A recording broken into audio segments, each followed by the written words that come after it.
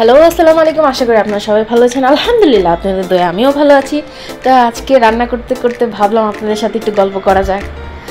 তো আমাদের আশেপাশে এমনও মানুষজন আছে, এই যে আপনার সাথে আমি গল্প করছি, আপনার সাথে আমি একটু এদিকে যাচ্ছি ওদিকে যাচ্ছি, একটু ঘুরতে যাচ্ছি, একটু মজা করছি, একটু আনন্দ করছি, তাদের না সয় না আশেপাশের মানুষের, বুঝছেন? কারণ তারা তো এগুলো করতে পারে না। আর করতে পারবে কিভাবে? তারা একজনের পিছনে আরেকজনের লেগে থাকে।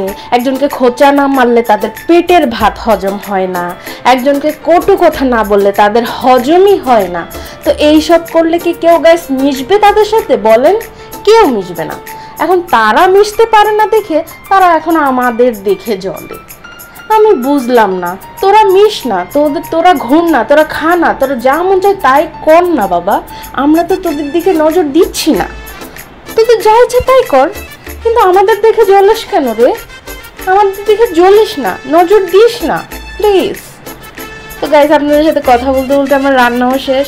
তো আমি আজকে চাইনিজ আইটেম রান্না করেছি গাইস, এখন আমি খাবো। আপনাদেরও দাওয়াত রইল। Thank you for watching my video. ধন্যবাদ।